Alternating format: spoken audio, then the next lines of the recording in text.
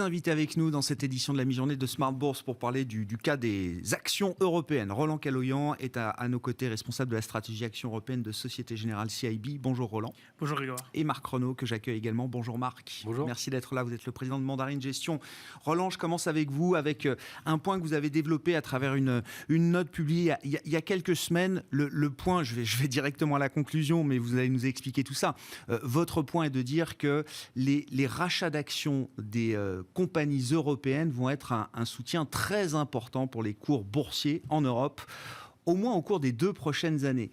Pour arriver à cette conclusion, il faut déjà peut-être expliquer un des atypismes incroyables de cette crise.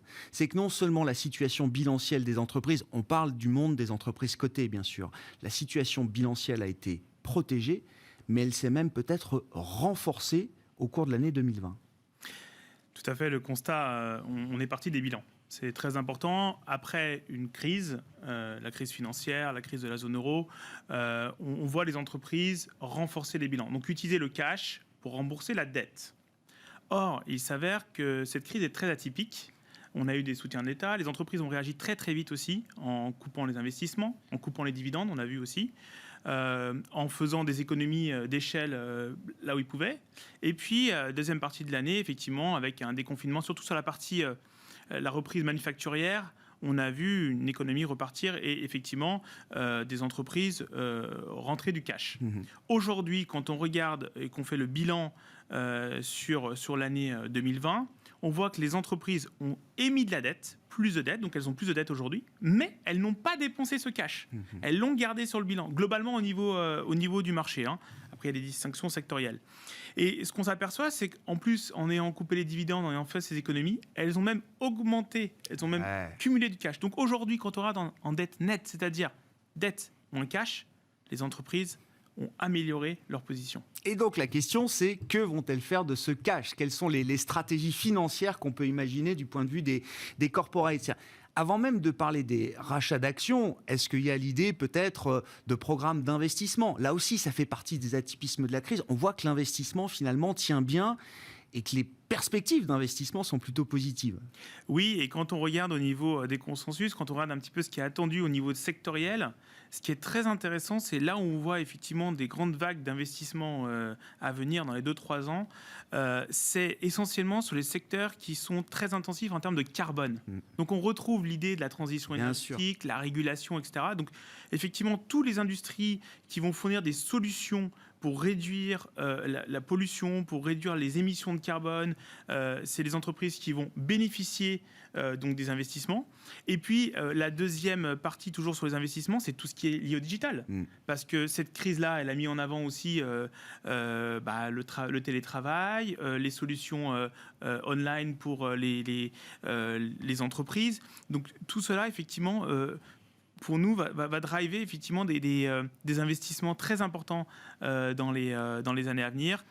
Transition énergétique et digitale. Donc, c'est les entreprises qui vont effectivement bénéficier de cette vague d'investissement qu'on attend. Bon. Une fois qu'on a établi les programmes de CAPEX, qu'on a cette génération de cash importante, qu'on a établi les programmes de CAPEX, se pose la question de savoir, pour le reste du cash, quelle est la manière de l'employer? Est-ce que ça peut être des acquisitions? Est-ce que ça peut être du retour aux actionnaires? Et c'est là votre point, Roland, c'est que non seulement il y aura du retour aux actionnaires, mais sous forme avant tout peut-être de rachat d'actions plutôt que de dividendes. Expliquez-nous aussi pourquoi est-ce que vous êtes convaincu que les programmes de rachat d'actions vont se multiplier en Europe. Ce qui n'est pas l'habitude des entreprises européennes, en tout cas dans le passé, dans l'histoire des dernières années. Alors effectivement, quand on regarde l'investissement, le cycle d'investissement, il va rester, ce qu'on appelle le free cash flow va fortement augmenter, donc le cash flow disponible. Et quand on regarde les dividendes qui sont attendus, ils vont augmenter. Mais ils vont rester à des niveaux extrêmement bas par rapport à ce qu'on a connu en 2019. Et si on regarde des marchés futurs, par exemple, il y a les dividendes futurs, 2022, on aura retrouvé seulement la moitié de la baisse qu'on aurait eue en 2020 en termes de dividendes. Alors pourquoi les entreprises, nous on pense, pas forcément augmenter tout de suite les dividendes? Parce que le dividende est un engagement. On l'a vu en 2020, des entreprises qui d'ailleurs dans leur histoire n'avaient jamais coupé le dividende et être forcées à couper le dividende. On voit l'impact que ça peut avoir pour les grands investisseurs, je pense aux fonds de pension, aux assureurs qui ont besoin de cette visibilité sur le dividende. Et donc, le rachat d'actions, les programmes de rachat d'actions vous permettent cette flexibilité. Il est beaucoup plus simple d'annuler un programme de rachat d'actions qu'à d'annuler un dividende. L'impact sur le marché sera beaucoup moins important. Et d'ailleurs, c'est une tendance qu'on avait vue en 2018-2019. Donc, juste avant la crise du Covid, on avait commencé à voir les entreprises qui payaient, qui favorisaient le rachat d'actions. Et donc, on pense qu'on va revenir dans cette tendance. C'est un basculement presque structurel. Le dividende peut être vécu comme une forme d'emprisonnement ou d'engagement, vous dites, pour une entreprise qui est contrainte d'augmenter de manière régulière, prévisible, son dividende tous les ans. Le rachat d'actions, c'est finalement une manière plus flexible de retourner aux actionnaires. C'est ça qu'il faut comprendre, oui. Roland. Et il y a aussi, quand on fait le calcul, un petit peu d'analyse financière, il y a le côté relatif des rachats d'actions qui est aussi intéressant pour les investisseurs. C'est-à-dire qu'un dividende, si je paye un coupon de 5 sur un prix de 100, le lendemain, je me retrouve avec un prix de 95 plus un coupon de 5. Le rachat d'actions, ça fait effectivement, il y a moins d'actions, donc ça fait monter le BPA, la valorisation, et donc le prix a tendance à monter. Ça, c'est la théorie financière.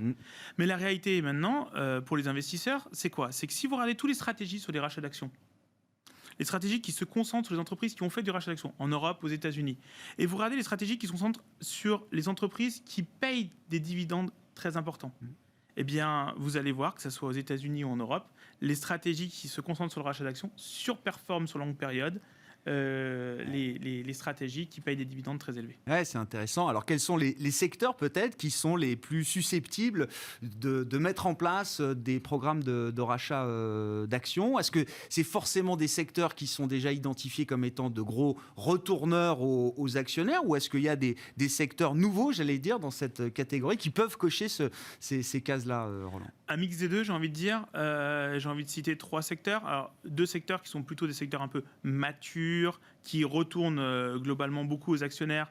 C'est globalement les financières et tout ce qui est, on va dire, énergie, pétrole. Là, effectivement, on peut voir, parce que aussi les dividendes ont été revus à la baisse, on peut voir plutôt des rachats d'actions favorisés par rapport au mix qu'on avait dans le passé. Et puis l'autre secteur qui est un peu plus classique, j'ai envie de dire, et qui paye des dividendes plutôt faibles, c'est la technologie, y compris en Europe. On a toujours aux États-Unis, mais y compris en Europe.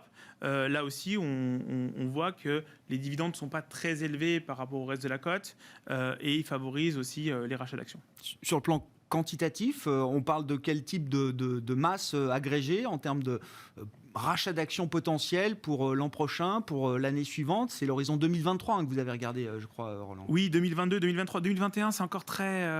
il y a encore beaucoup d'incertitudes. C'est encore très politique. Oui. 2022, 2023, on a fait les calculs.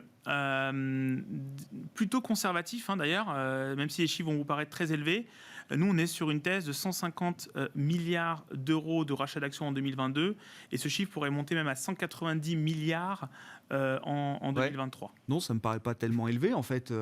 Regarde les montants dont on parle aujourd'hui, qu'on a l'habitude de brasser sur les marchés. Oui, vous dites que c'est même assez conservateur comme hypothèse. Oui, parce que dans ces hypothèses-là... Ça nous ramènerait déjà sur les niveaux qu'on avait pu atteindre en 2019 ? Oui, et même les dépasser dès 2023. Mais c'est assez conservateur parce que dans mes hypothèses, je n'ai pas pris en compte que les entreprises pourraient dégrader leur bilan pour faire du rachat d'actions. J'entends. C'est ce qu'on appelle le financial engineering, et c'est ce qu'ont fait les entreprises américaines.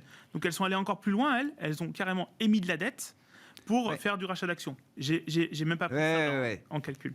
Merci beaucoup, Roland, pour ces éléments d'analyse, de mise en perspective là, du cas d'investissement action européenne avec ce soutien des rachats d'actions qui sera un soutien fort, vous le dites, chez Société Générale CIB, au moins jusqu'à l'horizon 2023.